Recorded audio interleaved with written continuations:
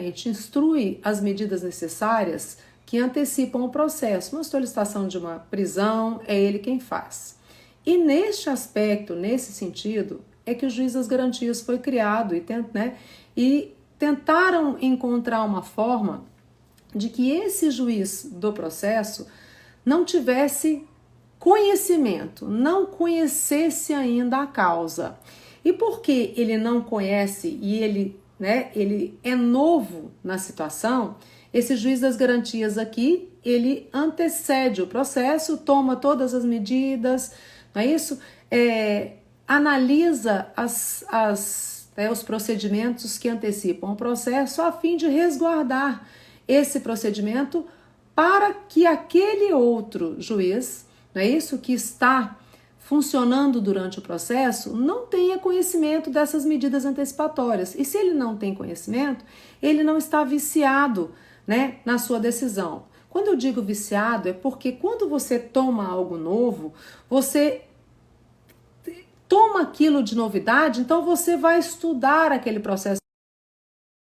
Vou pausar o vídeo um segundo para eu poder conseguir conversar com o professor Mário, ok?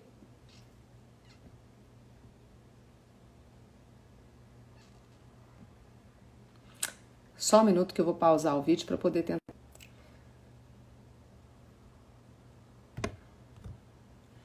Peraí, meninos. Vamos aqui.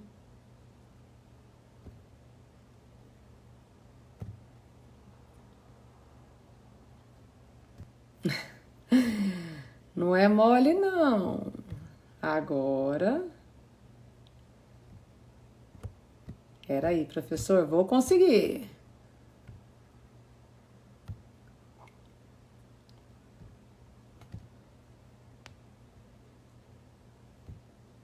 Olha eu aqui apanhando, gente. Olha que desaforo.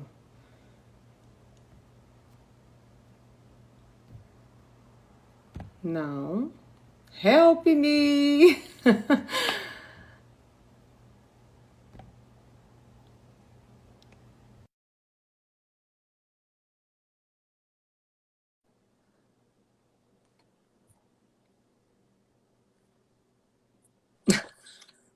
Você quer me matar do coração, você diz logo.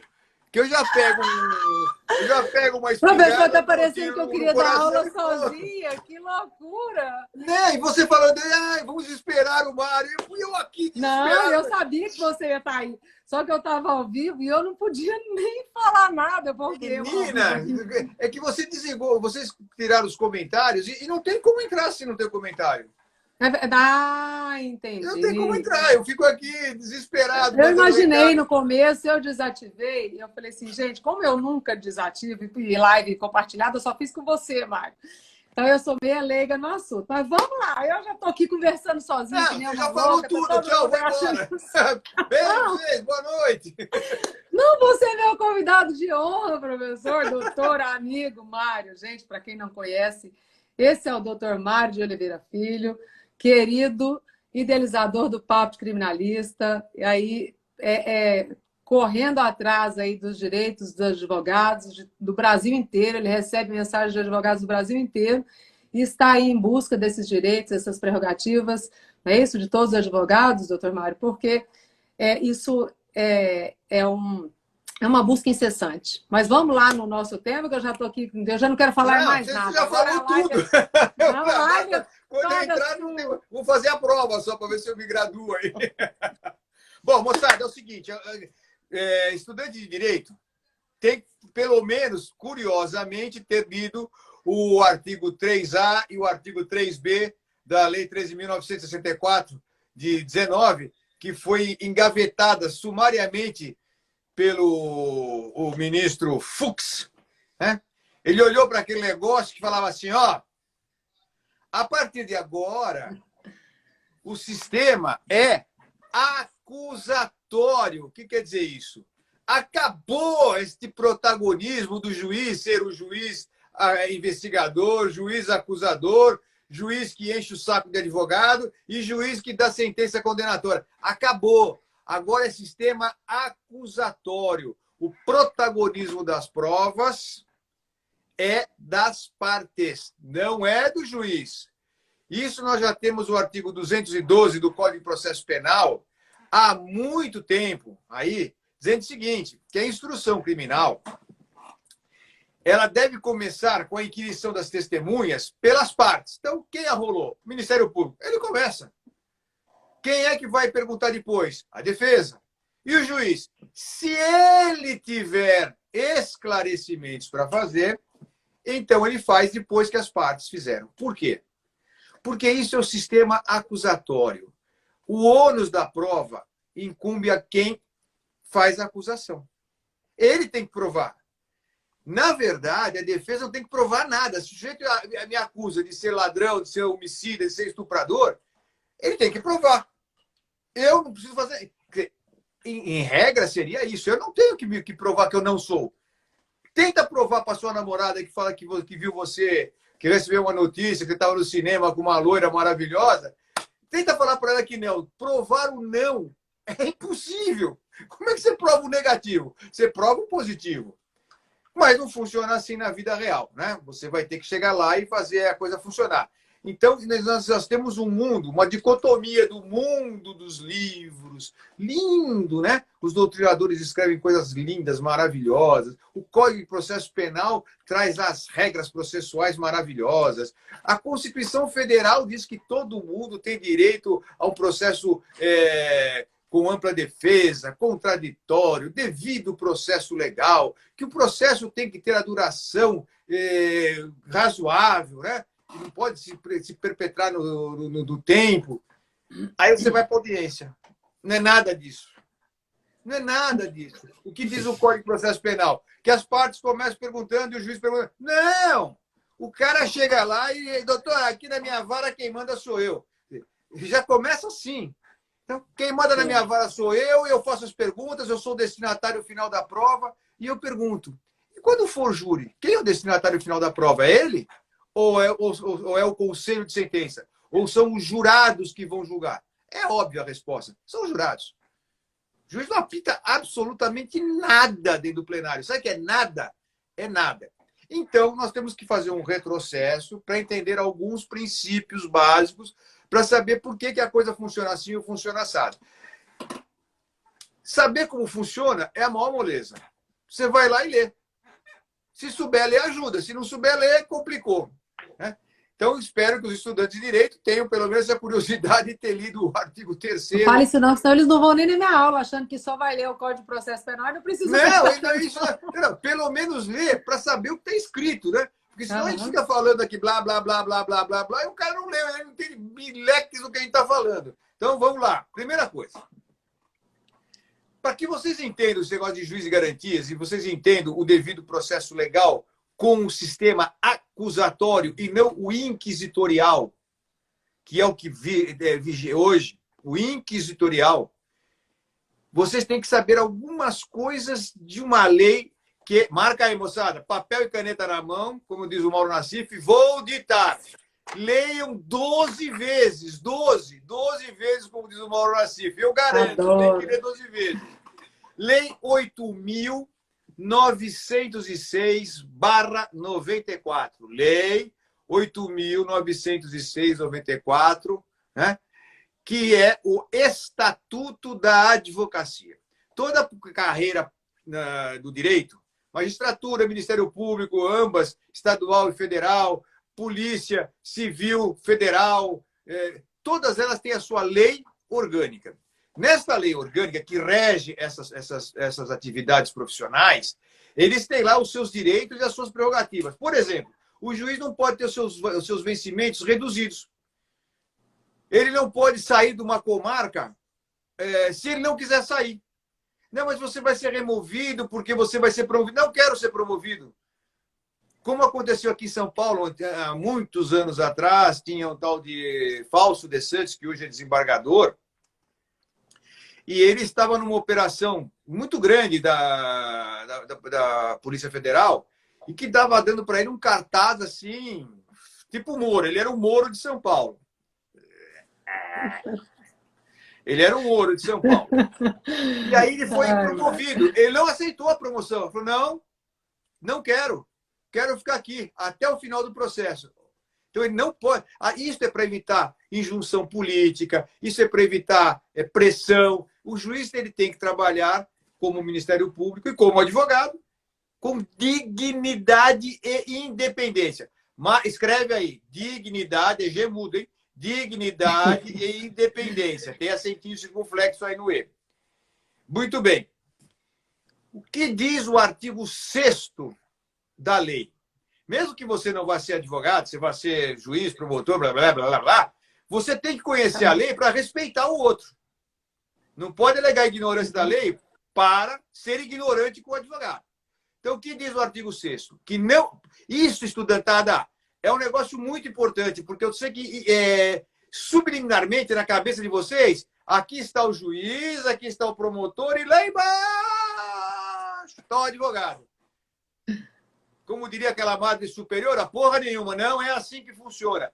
A lei diz o seguinte, não há hierarquia, nem subordinação entre advogado, juiz e membros do Ministério Público. O que quer dizer isso? Não há hierarquia e não há subordinação. Ele não é teu chefe. Ele não manda no advogado. Ele não impõe coisa nenhuma para o advogado. Ele preside a audiência, o juiz. Ponto. O que é presidir a audiência? É não deixar ficar fazendo pergunta repetitiva para a testemunha, é não deixar induzir a testemunha a dar uma resposta, é não permitir que o cara entre na sala de chinela havaiana, camiseta e regata. Devia ter uma lei proibindo o homem de usar camiseta regata. A coisa mais ridícula do mundo. Homem de camiseta regata, pelo amor de Deus. Eu vou fazer uma lei. Vou fazer outra live, mano. É proibido cueca usar camiseta regata. Não pode. De jeito nenhum. Isso é horrível. Então, é para isso que o juiz está lá. Né? Para manter a ordem dentro da sala, se uma testemunha se exaltar, se o réu se exaltar, ele mandar retirar da sala. Então, mas não é que ele mande. Doutor, sente-se aqui. Não. Não, mas eu estou mandando. Você mandar eu sentar e uma vaca voar, eu vou olhar a vaca. Porque, pô, quem é que diz para você, juiz, que você manda no lugar onde eu sento? A Lei 8.906, primeiro, diz no artigo 6º que não tem hierarquia, portanto, ele não pode mandar em você. Artigo 7º, um dos incisos lá, que agora esqueci, diz o seguinte, que o advogado pode entrar e sair a qualquer momento de qualquer sala de audiência, de qualquer tribunal, de qualquer julgamento, de primeira, segunda, terceira, quarta instância, que dentro da sala de audiência, dentro do plenário do júri, ele fica aonde ele quiser e achar que é o melhor para ele ficar, o mais confortável. E se eu tiver com hemorroide, não posso sentar? Senta aí, não posso, não posso. Vou ter que explicar para ele, ó, você quer ver aqui? Eu não posso, não, quero ficar em pé. Quando a testemunha está falando, você vai ficar atrás. Estudantada, você já for assistir a audiência, você precisa ter ido assistir a audiência. Para poder entender como é que funciona o negócio. Então, vamos lá. Tem uma mesa, são duas mesas que formam um T. Na cabeça do T, num patamar um pouco mais alto, senta o juiz, que é o... Ele não é teu patrão, não é teu chefe. Ele senta lá, porque ele vai presidir a audiência. Embaixo deve sentar o Ministério Público, a defesa do outro lado, o réu na cabeceira da mesa, e as testemunhas vêm e ficam na frente do juiz. Só que elas ficam de costas para o advogado e de lado para o promotor. Como é que você vai olhar nos olhos de uma testemunha? E isso é importante, você perceber os maneios faciais, se o cara está, sabe, tá mentindo, aquela cara de sôfrego. Como é que você vai ver se você está de costas? Você levanta e vai para frente dele. Não, doutor, o senhor não pode. Aí você tem que sinucar o cara. Não posso? Não, não pode. Onde está escrito? Não, eu estou mandando. Não. O senhor é o juiz, mas o senhor não pode tudo. O senhor só pode aquilo que a lei manda. Como é que você enfrenta um cara arbitrário? Você sabendo o que você pode e o que você não pode fazer. Se você não souber quais são os seus direitos e quais são as suas prerrogativas, como é que você vai defender o direito à prerrogativa do outro? Começa daí. Então, é fundamental que você leia 12 vezes o artigo 6º e 12 vezes o artigo 7º com seus 21 incisos. Eu sei que ninguém gosta de ler coisa nenhuma e ninguém lê nada. Isso é outra tragédia. Isso é uma tragédia, porque a arma do direito, de quem cursa direito, é a palavra, escrita e falada. Se você não lê nada, como Como é que você vai criar figuras de retórica para dizer o que você está sentindo, o que você está pensando? Como é que você vai transmitir uma ideia se você não botou combustível na cabeça? O cérebro precisa de combustível. Qual é o combustível? É a leitura. Mas não é ficar lendo abobrinha, né? Pelo amor de Deus. Bom, então vamos lá. Você, então, consciente do que você pode fazer e o que você não pode fazer, consciente que não tem hierarquia entre o juiz, promotor e os advogados, todos se devendo respeito recíproco. Veja, tem que ter uma lei para dizer que os caras têm que se respeitar. Eu estou muito pilhado porque eu fiquei desesperado para entrar. Agora não fala não. Tá baixando a adrenalina. E eu estou aqui pensando que esse vídeo vai ficar gravado. Uma água, meu bem, quero uma água. Esse vídeo vai ficar gravado aí com toda como é que se diz? Essa palhaçada minha, nem me vem o termo. Com todo esse transtorno que eu causei. Mas eu acho que isso faz parte também. Gente, é um aprendizado para todos nós. Né? Para todos nós. Milene, quando você quiser fazer alguma coisa, me interrompe. O pessoal levantar a mão que eu paro na hora, tá? Que fica mais fácil de falar. Eu estou adorando escutar você. Falo demais. É só eu que falo, pode falar. Vamos lá, eu estou preocupado com o tempo. Então, vamos lá. Conhecedor disso, nós vamos saber o seguinte. Isso só funciona no Estado democrático de direito. Porque nos regimes de exceção, nos regimes ditatoriais, saúde, quem manda é o ditador. Então, o que faz o ditador? Ele não quer leis contra ele. Né? Ele não quer enfrentar o Congresso Nacional. O que ele faz? Ele fecha o Congresso. E aí ele não quer decisões judiciais contra ele. O que ele faz? Ele fecha o Supremo Tribunal Federal, que é a Corte Máxima, que tem o poder de julgá-lo. Então, o ditador, as duas coisas mais importantes que ele quer é isso. Ele quer fechar o Congresso Nacional e quer fechar o Supremo Tribunal Federal. Já aconteceu isso aqui em 1964. Eu aconselho que vocês leiam o livro Ditadura à Brasileira, do grande historiador Marco Antônio Villa. Como jornalista é maluco, mas como historiador é um cara incrível. E leiam também Autópsia do Medo, do grande jornalista Percival de Souza, que era, na época, diretor de jornalismo do jornal Estado de São Paulo. Autópsia do Medo, e narra a história dos anos de chumbo que esse país viveu. Então, o que acontece com o ditador? O que mais que ele faz? Qual é a maior arma de controle da legalidade, a maior arma do processo, de controle do processo, e a maior arma da liberdade de alguém? O habeas corpus. Aí ele baixa um ato institucional número 5, conhecido como AI-5, caça todos os direitos individuais, arranca da Constituição o artigo 5º, rasga, joga fora e não permite o habeas corpus. Acabou. É assim que o ditador se põe. Então, para você fazer valer o teu estudo numa faculdade de Direito, a primeira coisa que você tem que fazer é conhecer a Constituição, conhecer os seus direitos e zelar pela democracia. Não entra nessa conversa de que a intervenção militar é boa, o exército é bonzinho. Quem nos defenderá dos bons? Aí é que a porca torce o rabo. Quem nos defenderá dos bons? Muito bem. Então, o que acontece hoje? Em São Paulo, não acontece. Nós temos um departamento chamado Departamento de Inquéritos Policiais, que é o famoso juiz das garantias. É isso aí. O que acontece lá? Lá tem uma equipe de promotores, uma equipe de juízes, que a partir da instauração do inquérito policial, eles fazem o controle da legalidade do inquérito policial, das prisões, das determinações de busca e apreensão, determinações de quebra de todos os sigilos, bancário, fiscal, telemático, telefônico, quer saber a cor da cueca, eles é que decidem.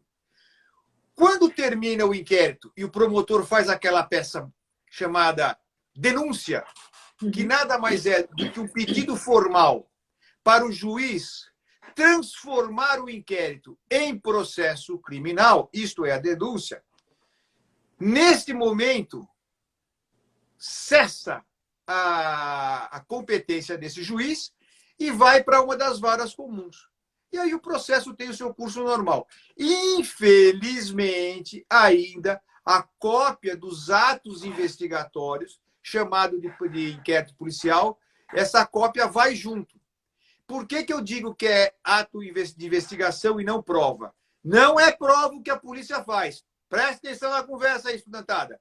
Não é prova o que a polícia faz. É ato de investigação. Atos investigatórios. Por quê? Porque isso só vai se transformar em prova na instrução criminal quando ela passar pelo crivo do contraditório, ou seja, oferece aquela investigação e a defesa se opõe. Vai trazer elementos para dizer que aquilo não é assim. Vai ter a ampla defesa, ou seja, o réu tem o direito de se defender amplamente por intermédio do seu advogado. O que é amplo? A ampla defesa são as regras processuais penais que garantem que o advogado pode questionar aquela acusação. E aí nós temos a Constituição Federal que fala, lembra que eu falei no começo? Veja como tudo está se encadeando, né? Tá se fazendo, é uma corrente de elos que vão se formando. Veja como vai se formando. Então, a Constituição Federal, no seu artigo 5º, que garante os direitos individuais, garante, entre eles, o devido processo legal, o contraditório e a ampla defesa. Então, está se cumprindo isto. Se aqueles atos investigatórios realmente se confirmar, não, aconteceu assim, ele vira prova. Se não se comprovar, se não se caracterizar, se ele não se concretizar, ele não vale nada. Artigo 155 do Código de Processo Penal. Não pode condenar ninguém com atos investigatórios. Eles dizem prova lá inapropriadamente, com provas do inquérito. Aqui não é prova. Se fosse prova, poderia. Mas essa juizada inquisitorial que tem por aí, que são solipsistas. O que é isso? Solipsista é um cara que fala, é assim que eu entendo, quero que você se dane. É assim que eu entendo. Ô, Mário, oi. E no interior de São Paulo, é a ADIPO, né? Então, essa central... Não, no interior não. Então, mas no interior não funciona, só funciona no estado. Eu estou dando uma explicação para isso, como é que funciona para entrar nesse negócio. Nossa, como passa o tempo voando. Quando a live é horrível, não anda. A gente fica esperado, tem vontade de socar o telefone. Quando é boa, ela vai numa pancada só. Muito bem. E aí entra aquela questão do artigo 212 do Código de Processo Penal. Que quem tem que produzir a prova não é o juiz. Ele não tem que ficar mandando fazer prova, ele não tem que estar mandando fazer isso ou aquilo. E são as partes que fazem. E aí, ao final, vai vir uma sentença absolutória ou condenatória. Muito bem.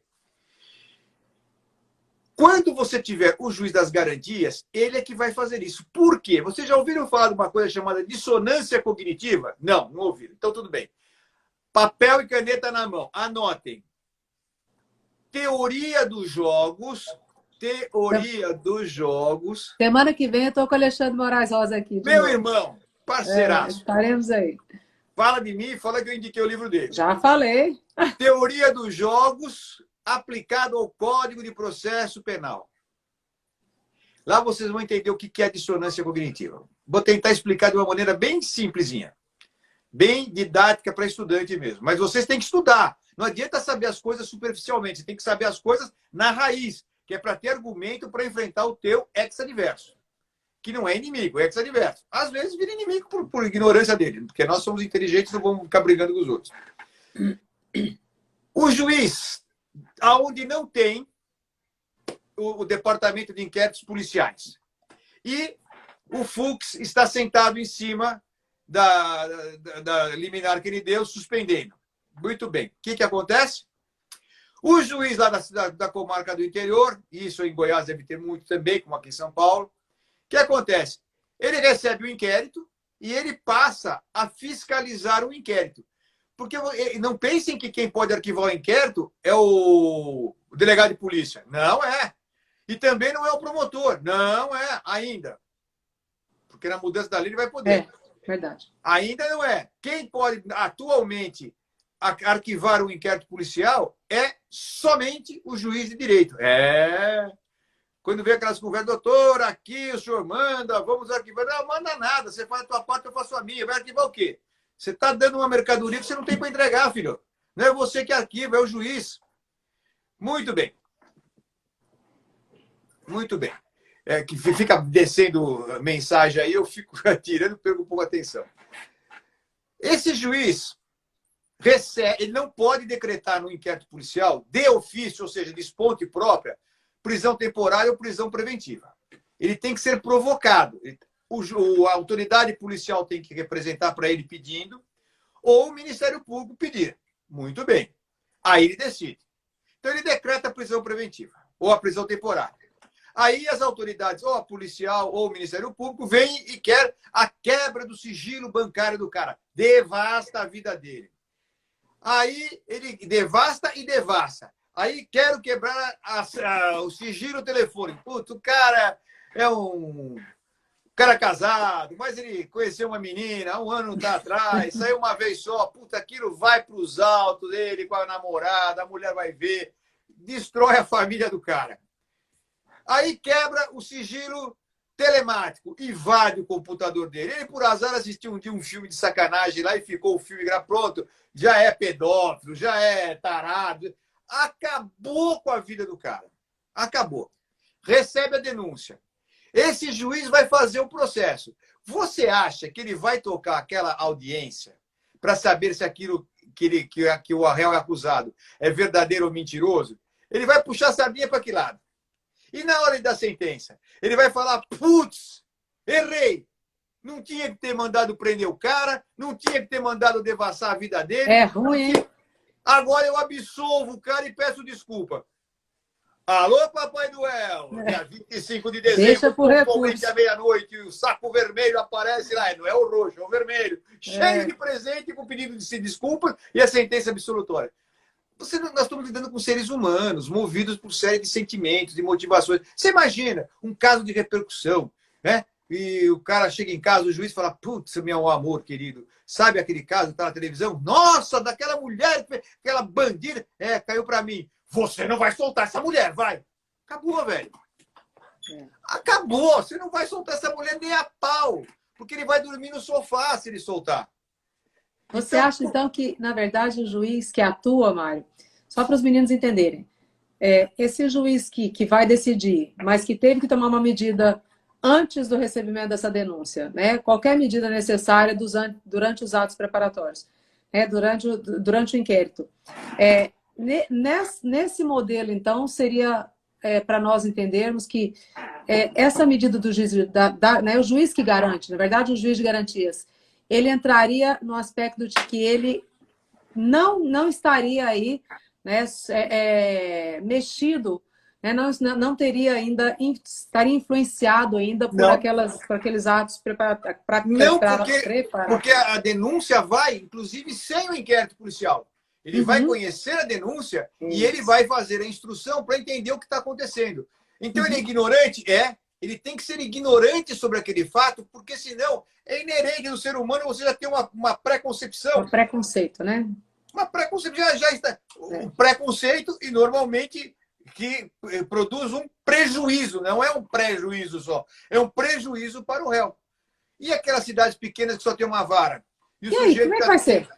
Tem 3, 4 processos naquela vara. Nós temos que fazer o direito penal do fato. Apura-se o fato. Mas nós fazemos o direito penal do autor. Julga-se o autor. Então, aquele réu que tem o azar de ter 3, 4 ações numa mesma vara, ele vai estar condenado nessas todas. O juiz já tem aquele, por mais que não se queira, essa consonância cognitiva. E você, para fazer a dissonância cognitiva, é muito difícil. Leiam Psicologia Judiciária de Enrico Altavilla. Psicologia Judiciária de Enrico Altavilla. Gente, ser advogado, ser juiz, ser promotor, ser delegado de polícia, não é brincadeira. É um estudo constante. Constante. Principalmente advogado, que você não tem o lerite no final do mês para receber salário. Não. Se chover, fizer frio, cair a ponte, veio o coronavírus, no final do mês, lá no Banco do Estado, O salário dos caras está lá, Zero. bonitinho, 35, 45, 150, 300. Aqui em São Paulo, 750 mil de desembargador. Oi? Tá dando maior rolo aí. Tá lá, tá guardado. Nós não. E nós não Correr temos atrás. vitrine para expor a nossa mercadoria. Olha, hoje liquidação de habeas corpus, lembra? Pague 2 e leve 3. Não existe isso. É o dia a dia, o boca a boca. Ou você sabe ou você está fora. Ou você é profissional ou você está fora. Advogado nota 7, ó, tá assim. Advogado nota 8, 8. Fala Advogado aí com nota os meus 9, alunos. advogado Vamos. nota 10, advogado nota 11. 1, 2, 3. Isso São os aí, caras que correr ganham dinheiro. atrás. São os Ô, caras Mário, preparados. você acha, olha só, então essa medida ela está lá, suspensa lá, né, engavetada lá pelo Fux. Porque, na verdade, estaria lá por uma inconstitucionalidade, né? Então, assim, o que se alegaria é uma inconstitucionalidade. Mas há tanta controvérsia sobre isso, então. Eu fico pensando assim, o que poderia ser inconstitucional? Aliás, o que não deveria ser mais constitucional do que a aplicação desses juízes das garantias, não é isso? Eu entendo que, assim, existe um outro olhar sobre isso para falar que é inaplicável a medida em razão dos custos que isso, né, teria para todas as comarcas, né, do interior, onde nós temos aí, né, uma dificuldade até, né, do juiz que atua na comarca, que muitas vezes nem mora lá na comarca. Rodízio de juízo, as comarcas perto, faz rodízio de juízo. O juiz da comarca X é o juiz de garantias da comarca Y. O juiz da comarca Y é o juiz da garantia da comarca X. Acabou! Isso é tão simples, não precisa nem gastar dinheiro, tá lá. O fundo partidário, 3 bilhões de cacetada. Pô, pega essa grana para ouvir pataquada na televisão, para ouvir pataquada lá que o cara vai fazer o túnel da Lua para a China. Para que isso? Para que isso? Nos Estados Unidos não tem isso. Você quer ir para a televisão? Põe no seu bolso. Vai lá e faz o seu. Acaba com isso. Não é que tudo que o americano faz é bom para nós, mas algumas coisas são boas sim, vamos aproveitar. Eu tô olhando para o relógio ali desesperado. Pode ficar tranquilo. Olha, vamos lá.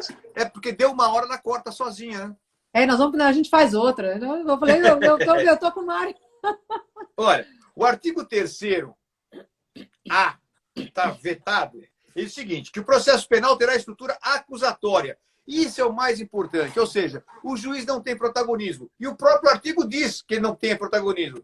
Vedadas a iniciativa do juiz na fase de investigação e a substituição da atuação probatória do órgão de acusação. Ou seja, o juiz não pode fazer as vezes da acusação. Por que vocês acham que veio essa lei estudantada? Simples, porque isso é que está acontecendo hoje. Precisaria fazer uma lei para vedar? Se isso não acontecesse, é óbvio que acontece. Então, como isso é de uma extremada inconstitucionalidade, vocês sabem qual é a função precípua do juiz, a primeira função, a mais importante do juiz criminal? Vocês sabem, meus amigos? Por incrível que pareça, é defender o artigo 5º da Constituição Federal. É garantir, ele tem que defender o direito do réu de ser amplamente defendido conforme determina a Constituição. Vai falar isso para o juiz, que ele tem que defender o direito do réu de ser defendido, de acordo com a lei. O cara me bota para correr. Devido processo legal, né? Assim que chama, Mário. Aí diz outra coisa, aí já é o 3B. O juiz das garantias, olha só a importância do juiz das garantias. Ele é o responsável pelo controle da legalidade da investigação criminal. Vocês têm que acompanhar diligências policiais, vocês têm que ler inquéritos para poder entender o que acontece na investigação criminal. O que diz a lei e o que de fato acontece. Vou dar um exemplo. Aqui em São Paulo, vocês estão muito jovens, não vão lembrar, mas há anos teve um caso famoso, vou citar só um, que é o caso da escola base. Era uma escola de um casal de japoneses e que houve uma conversa que eles estariam estuprando criancinhas. Eles tinham uma escolinha maternal. Estavam estuprando criancinhas. E aí começaram a fazer perguntas para crianças de 2, 3 anos. Alguém mexeu no seu pipi? Mexeu. Criança não... Chegar para a menininha, meu filho, querida, meu amor, Alguém olhou a sua periquitinha? Ah, olhou. Bom, os caras foram presos, fecharam isso. Uma barbaridade. A polícia já. Caso encerrado, caso fechado. Nem denúncia teve. Era tudo mentira. Eles perderam a dignidade, acabou a vida desse casal, perderam a escola. Olha, a vida deles está destruída. Ganharam uma indenizaçãozinha micha do Estado, que aqui não é como os Estados Unidos, né? Paga lá 200 mil reais pro cara e acha que, nossa, isso resolveu a vida dele. Acabaram com a vida numa investigação mal feita, numa investigação feita no tapa, por pessoas comprometidas, sabe-se lá Deus com o quê, e acabaram com a vida desse casal. Esse é um dos muitos exemplos. Então, o juiz das garantias ele vai controlar a legalidade das investigações. Isso é muito importante. Ô, Mário, isso você acha que não está gerando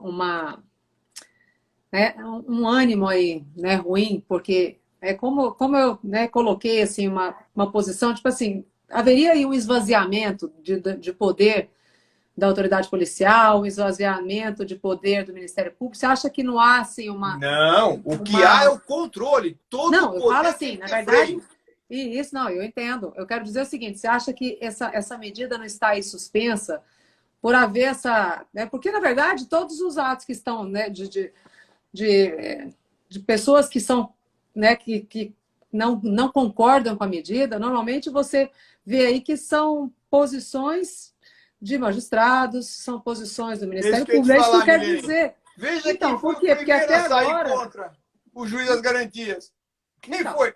A Associação dos Magistrados Brasileiros. É isso que eu estou querendo dizer. Os caras... Ninguém quer mudar, ninguém quer largar o osso, Milênio. Os caras não querem perder o protagonismo. Aqui quem manda sou eu, na minha vara mando eu. Ou seja, os tribunais, infelizmente, captaram um ranço do regime ditatorial de 64 e não conseguem se livrar disso. Eles acham que eles têm certeza absoluta, a grande maioria deles tem certeza que são deuses. Né? Indefere pergunta da defesa, que não pode indeferir, indefere diligência, não porque eu sou destinatário da prova, e esta prova ela é protelatória, então ele é irrelevante, é impertinente.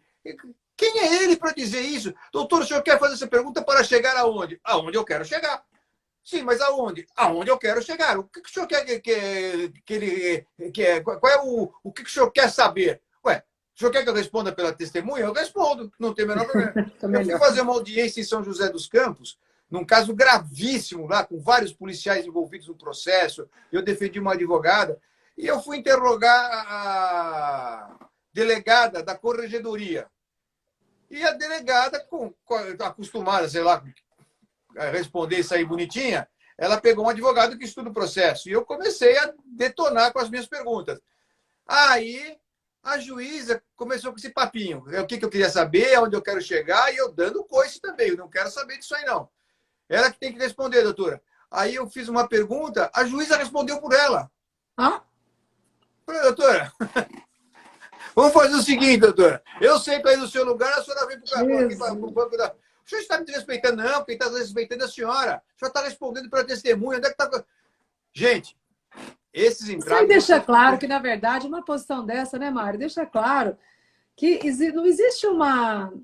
Né, a posição ela é independente, né? Porque, assim, aí você percebe, em umas situações dessas, que o advogado ele sofre diante de uma situação de que, na verdade, é eu contra dois. Né? Assim, eu estou aqui contra o Estado, eu não estou aqui contra o Estado, na verdade.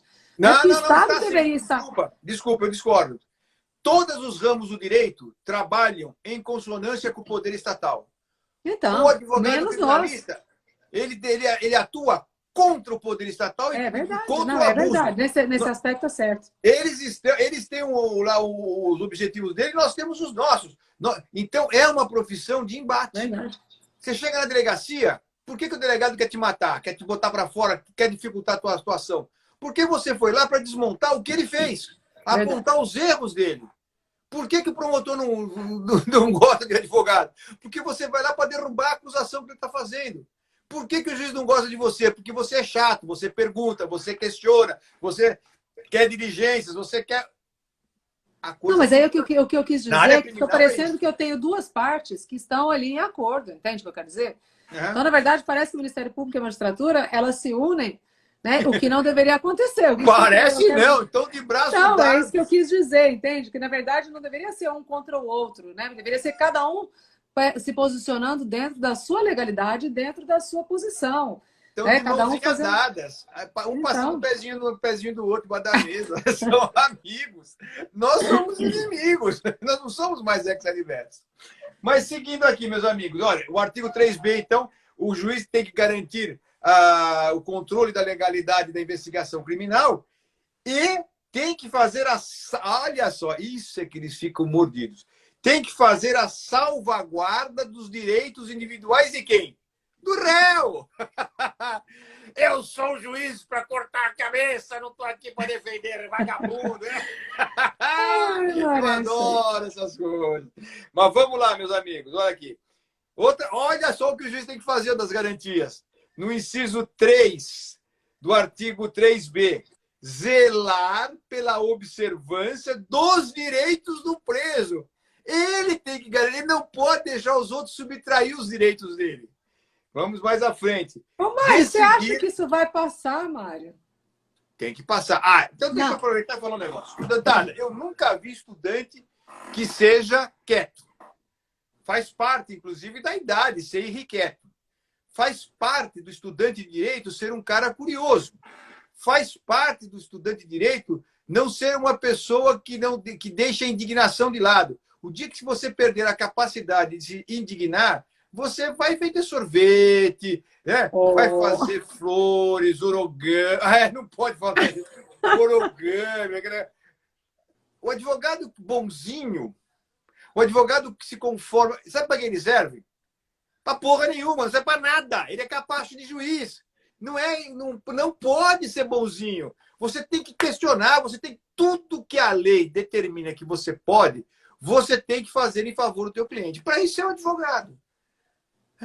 Mas vocês tem que dar celeridade ao processo. Tudo bem, isso é problema do Estado, não é problema meu, não é problema do meu cliente. Essa celeridade, quem tem que fazer é o poder estatal. E vocês ganham para isso.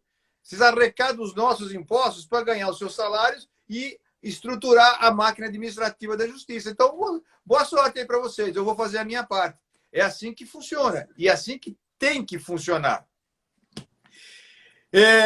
Aí, o que eu ia falar? Sim.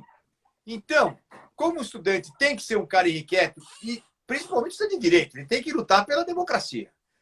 O que é que nós temos que fazer? Usar esta arma potente que nós temos chamado e-mail. Entrem todos, eu estou lançando essa campanha aqui no Brasil inteiro. Entrem no site do STF, pegue o e-mail do gabinete do eminente ministro Luiz Fux e vamos lotar